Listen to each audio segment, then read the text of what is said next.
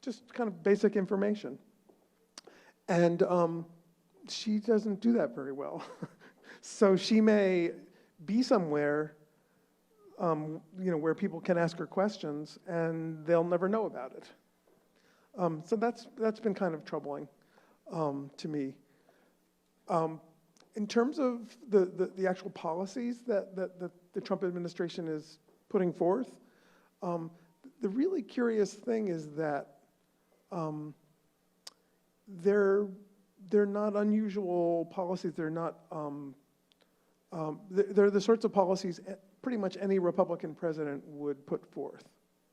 And actually, a lot of her advisors, so the irony is that a lot of her advisors come from groups affiliated with Jeb Bush, who is George W. Bush's brother, and Jeb Bush was a candidate in 2016 that Trump mercilessly insulted. Yet we basically have Jeb Bush's education secretary. E como vocês na EWA têm pensado na preparação dos repórteres para cobrir temas como, por exemplo, essa agenda da Betsy DeVos nos Estados Unidos é muito ligada à school choice, né? Esse movimento de dar vouchers para as crianças, apoiar charter schools, e é algo que a gente também discute em outro nível, mas também tem uma discussão sobre isso no Brasil. O Brasil várias vezes tem copiado algumas políticas inspiradas nos Estados Unidos. E são temas muito polêmicos, né? São temas muito polêmicos. Como que a EWA tem pensado a preparação dos estudantes para lidar melhor com esses temas tão polêmicos e complexos? To me, there are two things that EWA does really well, and it applies to something like vouchers and school choice. So we're very focused on the research, on what the research shows. Does program A, B, or C work? Because if you don't have research to back up what you're saying, you can really say anything at all and really do anything at all and then declare it a success, right? And so one of the things we try to do is we try to give reporters greater sophistication, an ability to look at the research, an ability to just interpret the research, which is not something you come to journalism knowing how to do. Alarm is going off again. Sorry. So that's the first thing. Giving reporters a real facility in being able to read research, understand research, talk to researchers themselves in an intelligent way. And I'll say it's an ongoing project. I mean, it's number one, it's very difficult, and number two, there are always new people coming into the profession. So people need to be trained again and again. New groups of people need to be trained again and again and again. And then the other piece of this that I would say is really important, and this is just important in general, I think, as a reporter, is you and someone yesterday addressed this. You have to get out of the office and see what's actually happening, see what's going on. So you may have this idea about a voucher or a private school that takes low-income children, and you may have this image in your head, but once you get out to the school, it's very different. Once you talk to people, talk to parents, talk to the teachers, the reality is almost always different than what it seems. So we really encourage people to do that and try to give them as many opportunities to sort of to model that as we can. Ok. Temos algumas perguntas aqui sobre fake news. Argumento que as fake news sempre existiram, e aqui no Brasil temos vários casos, né? Inclusive relacionados às eleições, ou seja, não é um fenômeno novo que surgiu com mídias sociais. Mas a pergunta é o que mudou hoje em dia, porque parece, a impressão é de que o fenômeno aumentou. E você acha que é apenas a questão de mídias sociais ou tem algo mais que explique o crescimento das fake news. E na mesma linha também uma pergunta para você desenvolver melhor por que você acha que a imprensa falhou ao permitir que as fake news tomassem força nos Estados Unidos. Mm-hmm. I mean, to me, the answer to the first question, I think fake news was largely a function of social media. It's mostly, the way I see it is, when we were younger and we read a newspaper, we read a piece of paper. And the piece of paper had been put together, organized, collated, curated by a group of people who knew what their job was. And they knew, what the most important stories were. They knew what the least important stories were, and they appeared accordingly, right? The most important, above the fold, below the fold, front page, etc. There was a curation that took place that we didn't even really think about as readers. And that was that's a 100-year-old tradition, right? You pick up the newspaper and you're reading something that has been processed by a group of people who know what they're doing. And who take it very seriously. Okay, so any one story in that paper might be important, might not be important, might be silly, might be the most important thing of the week. But if you take it out of the context of that, of the entire newspaper, and just drop it in my Facebook feed, even if it's not fake news, even if it's real news, I don't know what to make of it. I don't know where it came from. I may know where it came from, but I really don't know how important it is in relationship to everything else. All I know is that, my friend Antonio thinks it's an important story and he shared it with everybody. But Antonio may, have motivations that I don't really know very much about. So I think that's sort of step one in fake news, which is pulling news out of the context of the larger ecosystem. And then I think the other piece of it is, and this is more the social media piece, and I do think it's the kind of the more dangerous, if you will, is that electronic media gives people who write fake news, people who produce fake news, the ability to make it look and sound and taste exactly like what you produce. There's a sort of imitation that's going on that I think a lot of people are not sophisticated enough to know the difference. And I think that's where our job comes in. In a way, it's sort of a simple job because all we need to do, one of the important jobs for us is to educate people about, in a sense, sort of brands, right? Like my shoes are a brand, my suit is a brand that I trust. And it should be the same thing with news.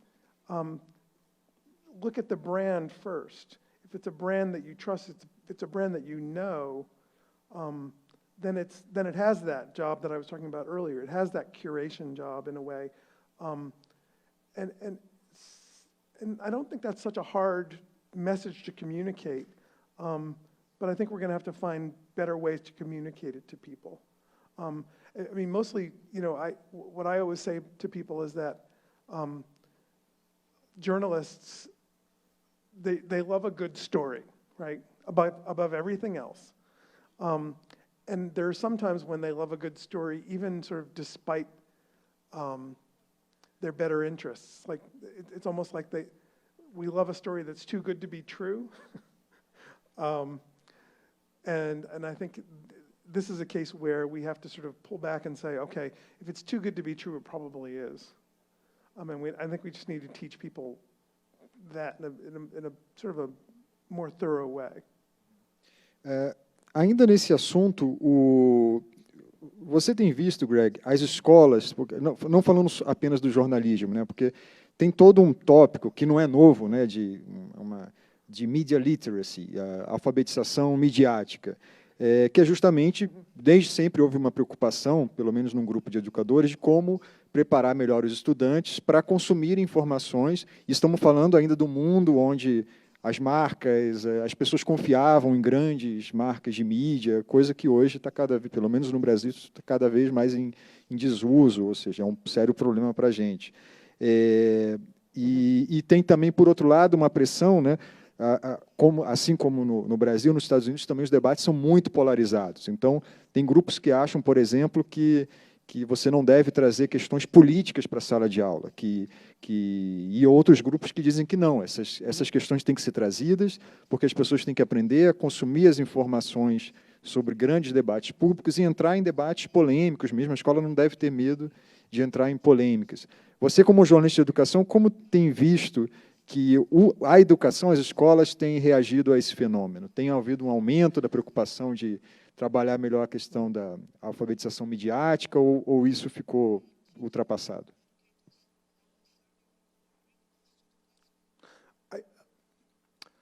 I think teachers are hungry for it. I think they're very excited about it. They're not always certain about how to do it, but I think there's a phrase, I don't know what the Portuguese would be, but there's a phrase in English, and it's sort of an education term, a teachable moment. Is that teachable moment? So it's sort of a moment where everyone's paying attention. And I think that's what, when I talk to teachers, at all levels, by the way, when I talk to teachers, that's what they see. They see this as a very teachable moment. And I think I think they want to do it right. They don't want to mess it up.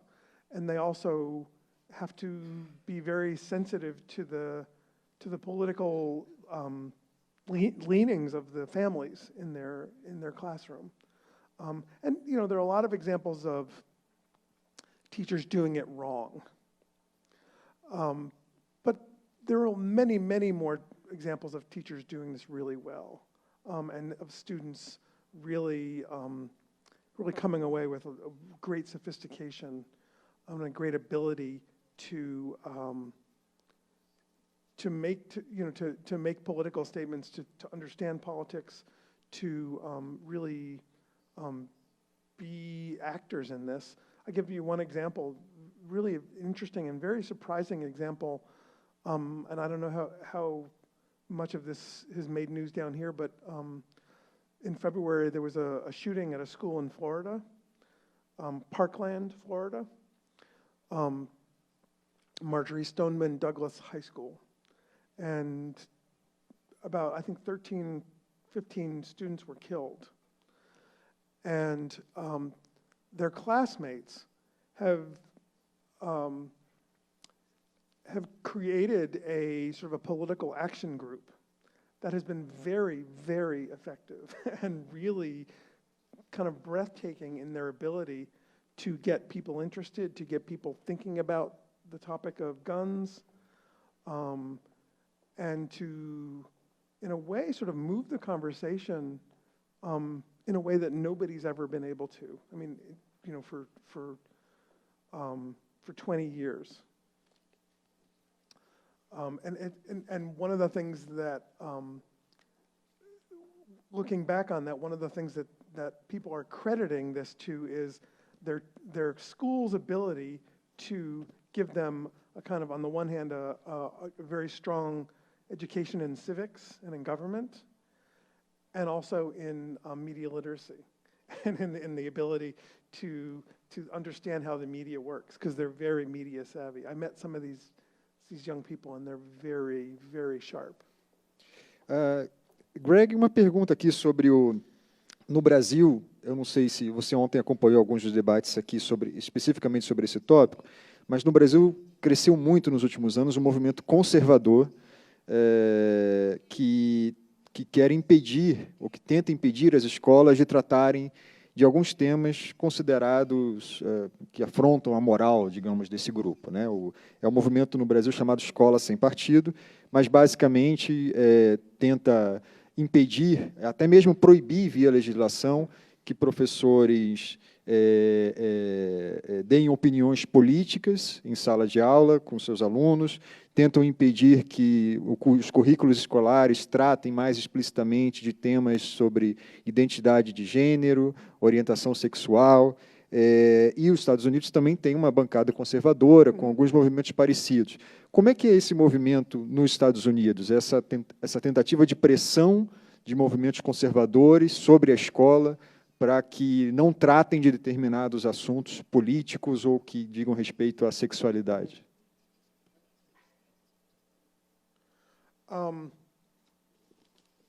We've always had a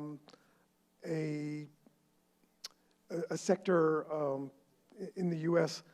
that wishes issues about sexuality would just go away, and really doesn't feel like it's the place of school to discuss this.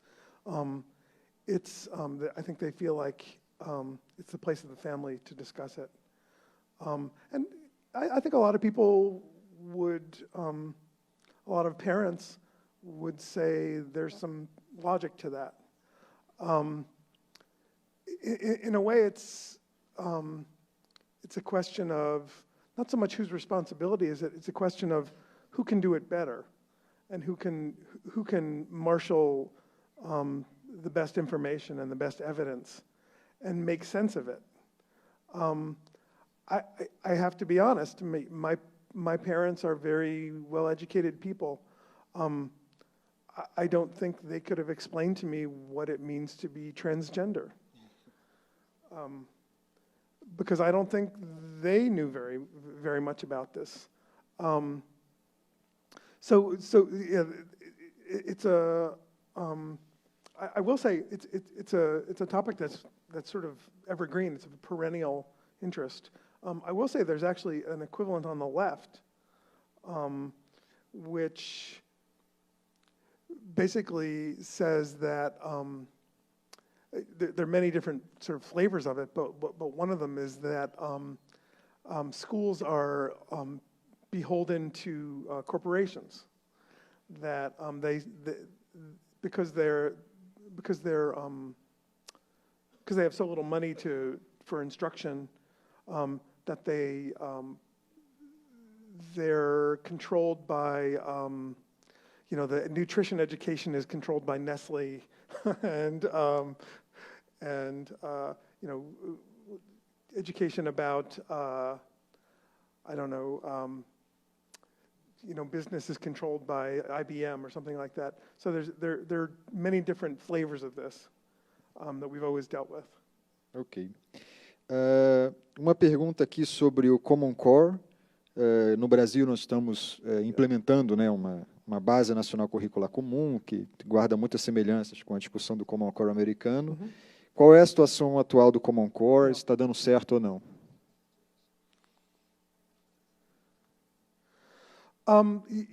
It's interesting.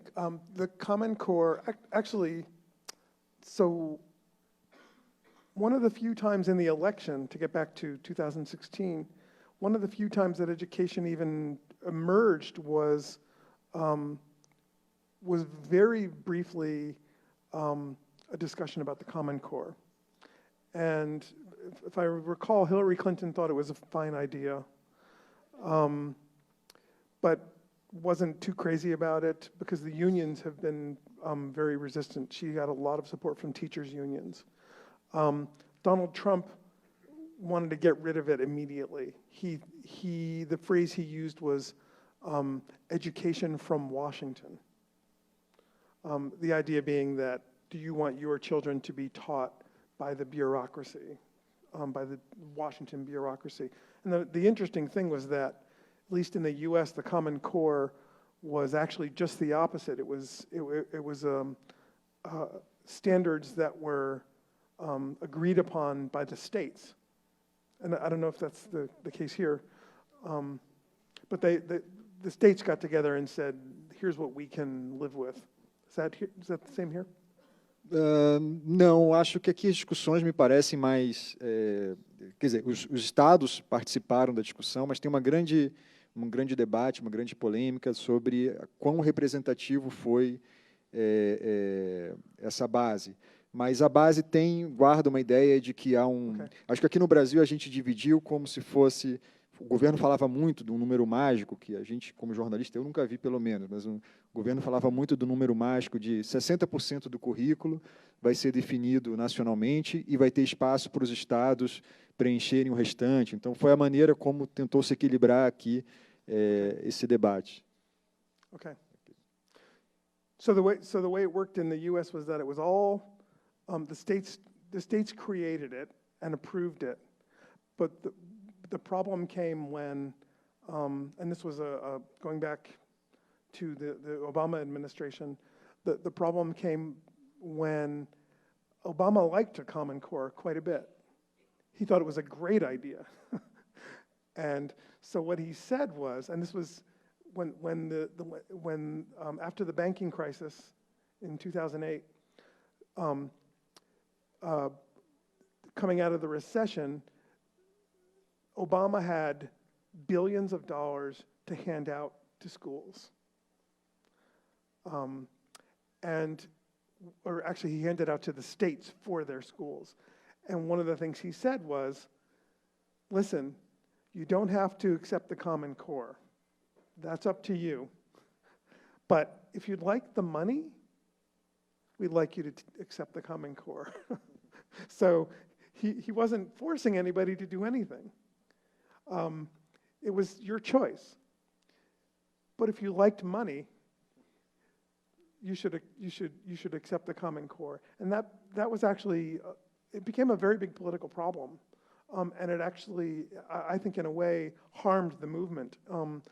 So the Common Core, right now, I can't remember what the number is. I think it's about over half the states still have the standards in place.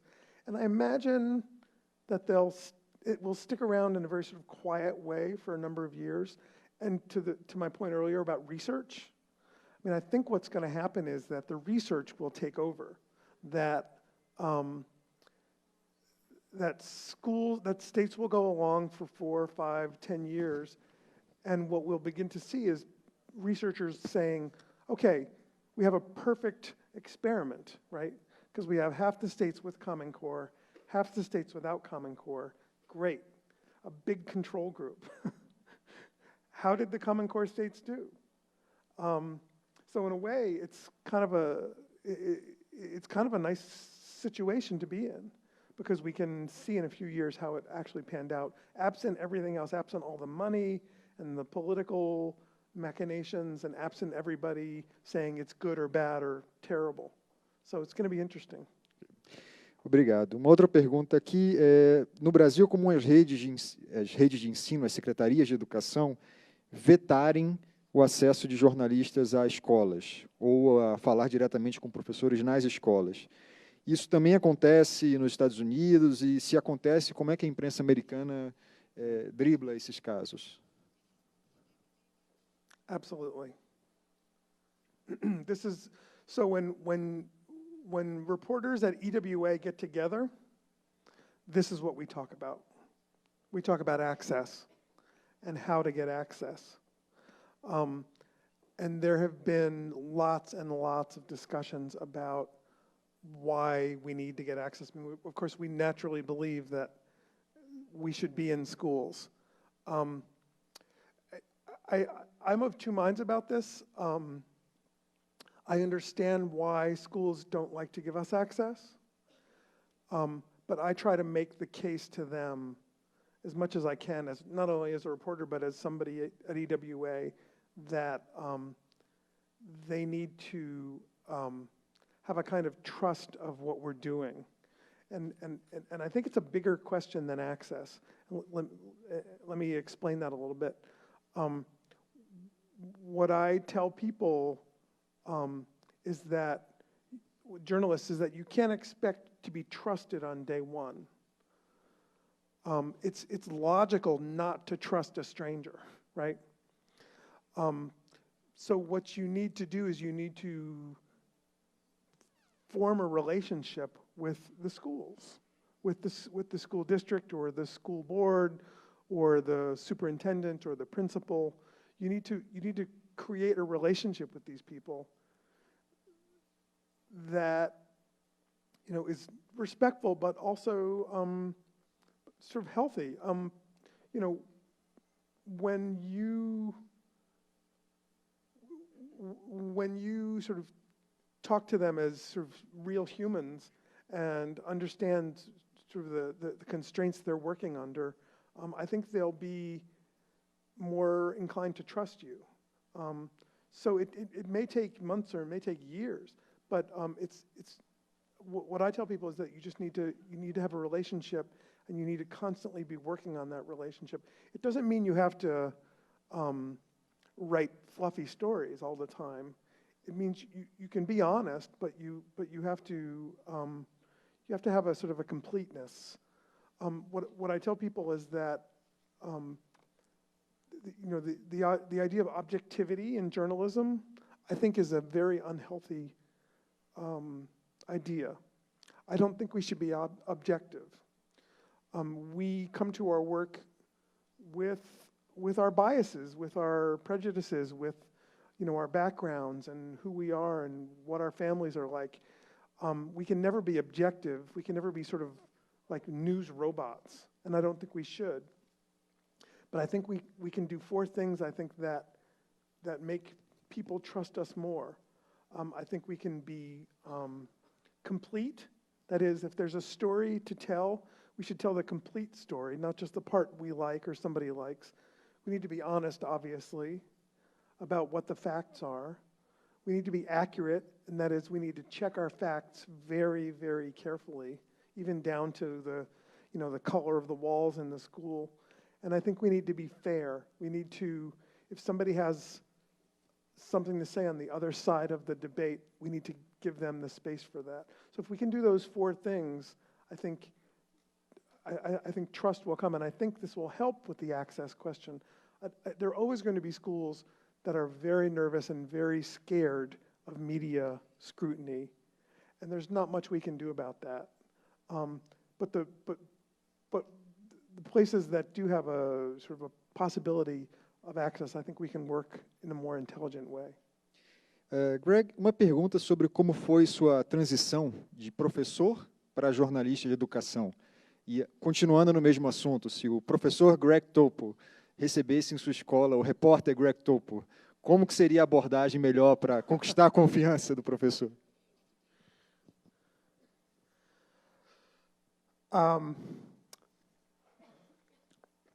Well, I was not a very good teacher, so that's the first problem. You know, the irony of it is that my first editor, the first boss that I had in journalism, had actually written a story about the program that I was in to be a teacher. So I actually met her 10 years before she became my boss. I think Greg the teacher would have said to Greg the journalist, just be fair to me. You know, I'm an adult. I'm not perfect. There are some things I may do really well, some things I may do really poorly. But you need to know that, like, I'm really working hard. It's a really good question, and I'd actually, whoever framed it that way, I think I congratulate you. But I do think that schools are full of people who feel like they're trying to sort of cure the world, and I think we need to sort of give them that orientation as much as we can. We don't need to be unrealistic. We need to give them credit for their good intentions, and we need to give them credit for the hard work they do and all the, you know, sacrifices they make. But we also need to let them know as kind of honestly as we can, you know, we're serving a different end than just good news about your school. I actually, if somebody had come to me and said, I want to write a story about how great you are, Greg Toppo, the teacher, my first reaction might have been wonderful. I think my second reaction might have been, that's not a very interesting story. Uma pergunta mais geral aqui, Greg, sobre como você vê a cobertura da educação nos Estados Unidos. A pessoa faz uma crítica, né, de que predomina no Brasil o foco muito no factual, e pergunta se nos Estados Unidos é assim também, e quais seriam as estratégias que os repórteres poderiam se valer para produzir matérias mais analíticas no meio da pressão do dia a dia pela cobertura do factual. Mm-hmm. Is the question more critical news or sort of more like news less focused on facts and figures? Eu entendi que a pessoa está fazendo uma análise de que no Brasil predomina muito uma visão mais factual das coberturas de... This is a sort of a side note, but I'll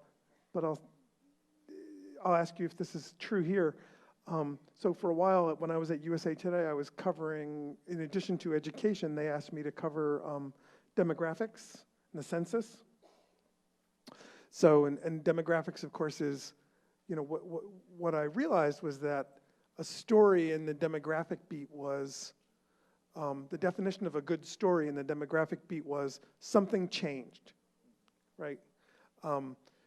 More people moved to Texas. Fewer babies were born in Ohio. People are living longer. Whatever the indicator was, something changed. That was news in demographics. In education, I think the definition is often two people are fighting, and that we consider news, right? I have a different opinion than you. Oh, that's a great story. And I think, to me, I think it really sells the readers short, in a way. I think we have to ask, to this question, to the point of this question, we have to ask a little bit more about like what has actually changed, what is different now because of something. And I think actually, if you take a step back, I think a lot of the best education stories that I've read in the past, 5 or 10 years, have been great narratives, great stories about, things happening in children's lives and in schools, but at the heart of it is something major changed, and now we're going to talk to you about what that looks like, right? What the results are of that. There's a great line. I love and I can't remember who wrote it. Maybe somebody who said for a while I was a big science fiction fan. I've read a lot of science fiction, and somebody said that the goal of science fiction is not to predict the automobile, but to predict the traffic jam. That is, okay, it's interesting to say, in 50 years we'll have automobiles where we had none today, but the more interesting story is the traffic jam. That is the thing we have as a result of the automobile, the unpleasant piece of it. And I think that's a really interesting way to think about it.